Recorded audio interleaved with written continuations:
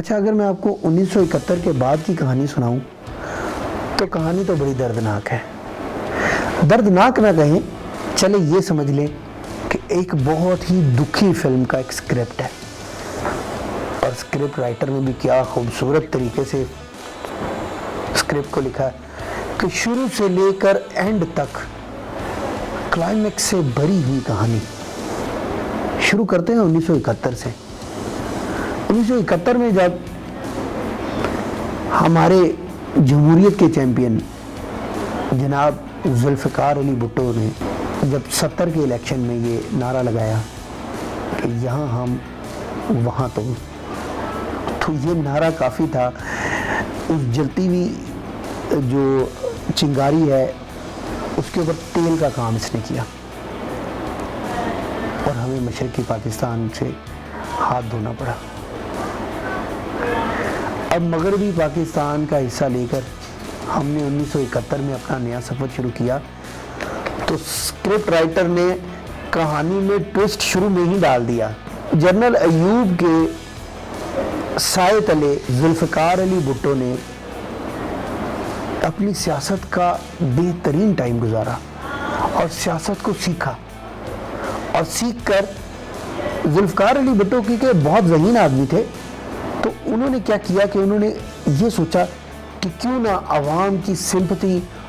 Gain کی جائے اور عوام کو ایجوکیٹ کیا جائے اور وہ ایک عوامی لیڈر بن جائے، تاکہ اس طرح ان کے جو تاریخ کے کچھ تلخ حقائق ہیں وہ ان کے ماتھے سے مٹ سکیں. لیکن یہ تاریخ بہت غلط چیز ہے، یہ مٹتی نہیں ہے،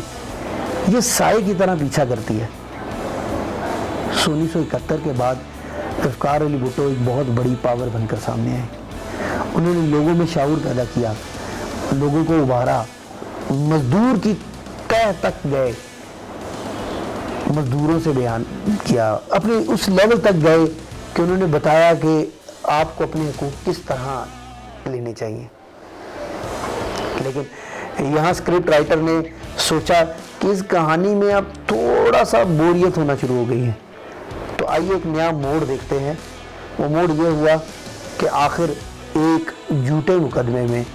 ذوالفقار علی بھٹو صاحب کو پھانسی سنا دی گئی، اور اس ملک میں مارشل لا نافذ ہوا. جنرل ضیاء کا دور تھا، قید و بند کے دور تھے، بہت زیادہ بولنے کی اجازت بھی نہیں تھی. لیکن وہ دور بھی آخر ختم ہو گیا. سکرپٹ رائٹر نے سوچا کہ اگر اس دور کو تھوڑا لمبا کر دیا گیا تو شاید اب جو اے سائیڈ ہے، یعنی ویلن والی سائیڈ جو ہے، وہ شاید ہیرو میں بدل جائے. تو لہٰذا یہاں ایک نیا ٹوسٹ آیا، اور سکرپٹ رائٹر کی کہانی کا ایک نئے موڈ میں جناب ضیاء الحق صاحب اس دنیا فانی سے وفات پا گئے، یا سمجھے شہید ہو گئے. مارشل لا کا نفاذ ایک دفعہ پیپلز پارٹی پر قہر بن کے ٹوٹا، لیکن جو سکرپٹ رائٹر ہے اس کو یہ سمجھ نہ آئی کہ کہانی تو اپنا رستہ خود لے رہی ہے. اور اس طرح سے جب ضیاء الحق کی شہادت ہوئی تو بینظیر بھٹو پھر سے دوبارہ ایک بڑی پاور بن کر سامنے آئی. عوام کو اسی طرح اکثریت ملی، ان کے اندر ذوالفقار علی بھٹو کی ریفلیکشن نظر آنا شروع ہوئی. لیکن ہمارا سکرپٹ رائٹر بھی بڑا سمجھدار ہے، اس نے بھی سوچا کہ طاقت کا یہ منبع زیادہ دیر ایک جگہ نہیں رہنا چاہیے. سو پیپلز پارٹی کے توڑ کے لیے آئی جی آئی بنائی گئی، تاکہ پیپلز پارٹی کو اس طرح سے جو عوام میں مقبولیت ملی ہے اس کو کم کیا جا سکے. کیونکہ آخر سکرپٹ رائٹر نے اپنی کہانی میں مسالہ تو ڈالنا تھا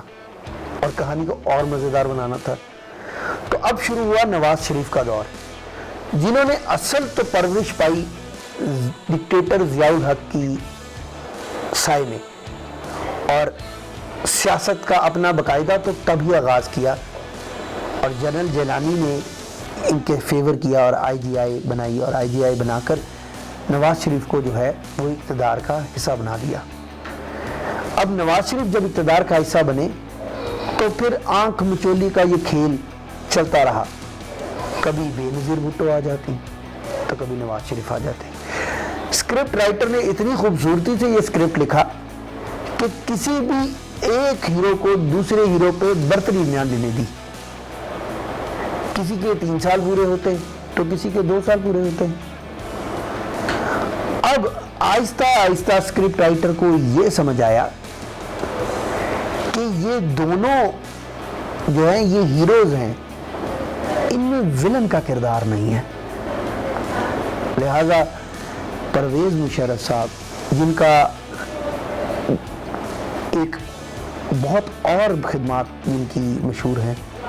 لیکن یہاں پر وہ پولیٹیکل خدمات کی وجہ سے اقتدار میں آ گئے اور نواز شریف کو جلا وطن کر دیا۔ اب نواز شریف اور بے نظیر ملک سے باہر بیٹھ کر سیاست کرنے لگے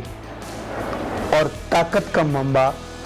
چودھری برادران کے ہاتھ میں آیا۔ اب چودھری برادران نے جب ایک لمبا عرصہ سیاست کا گزارا تو دیکھیں اسکرپٹ رائٹر کی اتنی خوبصورتی سے چودھری برادران کو ڈکلائن دکھایا کہ ایک بہت سکسیسفل حکومت آہستہ آہستہ اپنے ہی ہاتھوں دفن ہوتی گئی، اور پرویز مشرف کا وہ عروج جہاں انہوں نے بڑی بڑی باتیں کی اور نواز شریف اور بے نظیر کو قسمیں کھا کھا کر مکے میں دکھا دکھا کر بتایا کہ یہ آئندہ ان کی سیاست یہاں دفن ہے اور یہ پاکستان میں نہیں آ سکیں گے،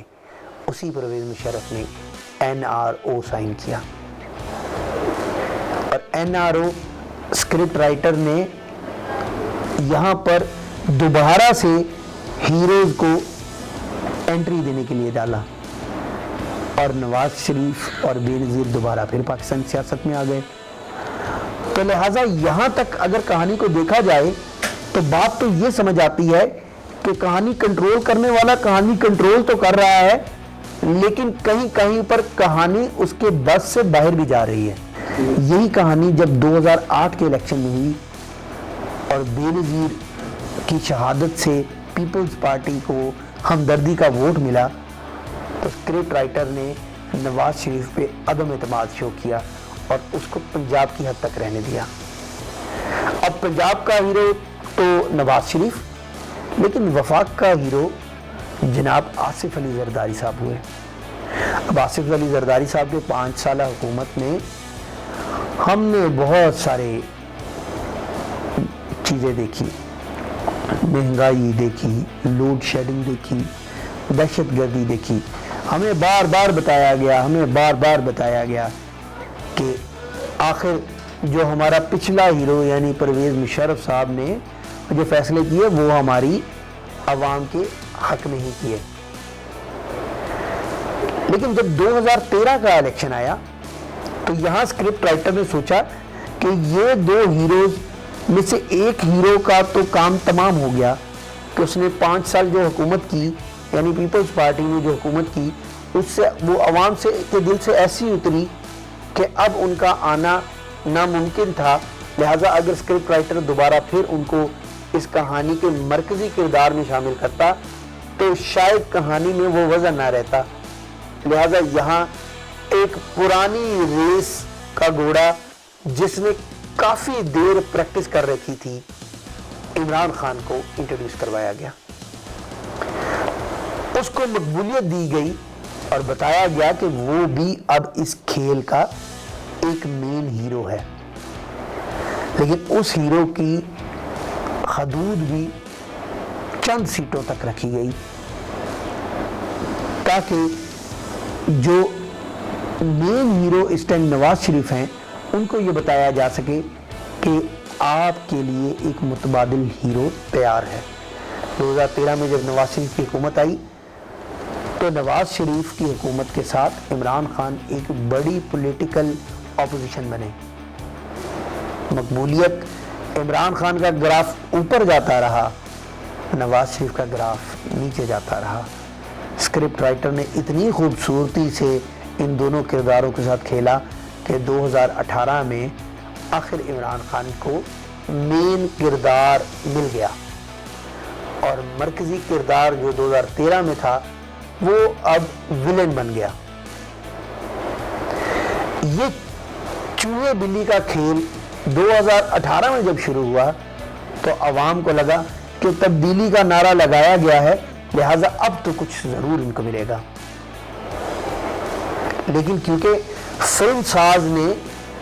یہاں پر عوام کا پورشن نہیں رکھا ہوا، وہ کہانی کو صرف خوبصورت بنانے کے لیے اس کہانی میں اور جدت لا رہا ہے، لہٰذا عمران خان کو جب انٹروڈیوس کروایا گیا تو عمران خان جو کہ پہلے کسی حکومت کے اہل نہ تھے، نہ انہوں نے پہلے کوئی حکومت کی ہوئی تھی، ان کے پاس جب حکومت آئی تو 2 سال تو ان کو یہی نہیں پتا چلا کہ کرنا کیا ہے۔ یعنی آپ 1.5 سال بعد انہوں نے ایک جگہ تقریر کی تو انہوں نے بتایا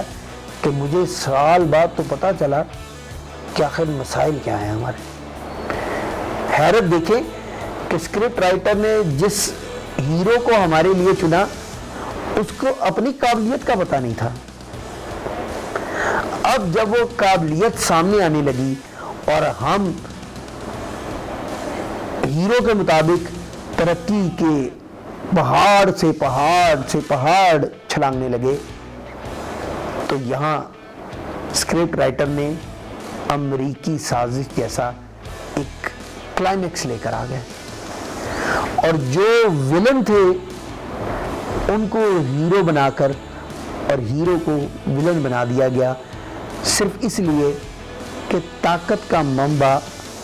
ایک شخصیت کے ارد گرد نہ گھومے۔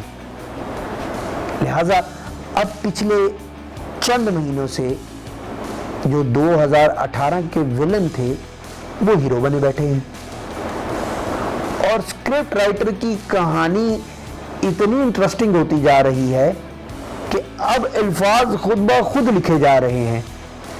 یعنی اسکرپٹ رائٹر نے جب یہ اسکیم بنائی تھی تو اس نے آ کر یہ بتایا تھا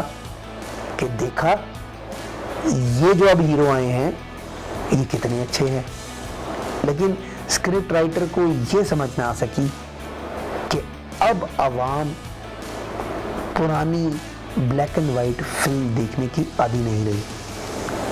اب ڈیجیٹل دور ہے اور اسکرپٹ رائٹر کی یہ سٹوری شاید اب اپنا رخ خود ہی لے رہی ہے، اور یہ رخ کس طرف جائے گا یہ خطرناک حد تک پولرائزیشن اور ایک دوسرے کے لیے عدم برداشت ہمیں بتا رہی ہے کہ کہانی اب کوئی نیا موڑ ہی لے گی۔ اور اس پر میں آپ کو حبیب جالب کی ایک بڑی خوبصورت نظم سناؤں گا، اور اس نظم میں ایک نظم میں کتنی خوبصورتی سے حبیب صاحب نے سارے منظرنامے کو بیان کیا ہے۔ حبیب جالب جو کہ بہت دور اندیش آدمی تھے اور شاید انہیں بھی خبر تھی کہ ایک دور ایسا آئے گا کہ جب اسکرپٹ رائٹر کو ان کی ضرورت پڑے گی۔ اے چاند یہاں نہ نکلا کر، بے نام سے سپنے دیکھا کر، یہاں الٹی گنگا بہتی ہے، اس دیس میں اندھے حاکم ہیں، نہ ڈرتے ہیں نہ نادم ہیں، نہ لوگوں کے وہ خادم ہیں، ہے یہاں پہ کاروبار بہت، اس دیس میں گردے بکتے ہیں، کچھ لوگ ہیں عالی شان بہت، اور کچھ کا مقصد روٹی ہے، وہ کہتے ہیں سب اچھا ہے،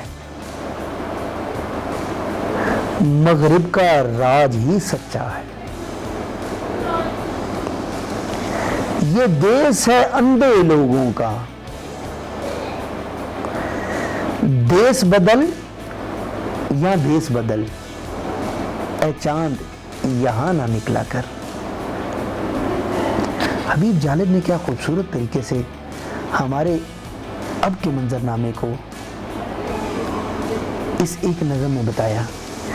حبیب جالب کی دور اندیشی کا آپ اس چیز سے اندازہ لگا سکتے ہیں کہ جو سازش عمران خان کو مارچ میں نظر آئی وہ حبیب جالب کو 1983 میں نظر آ گئی۔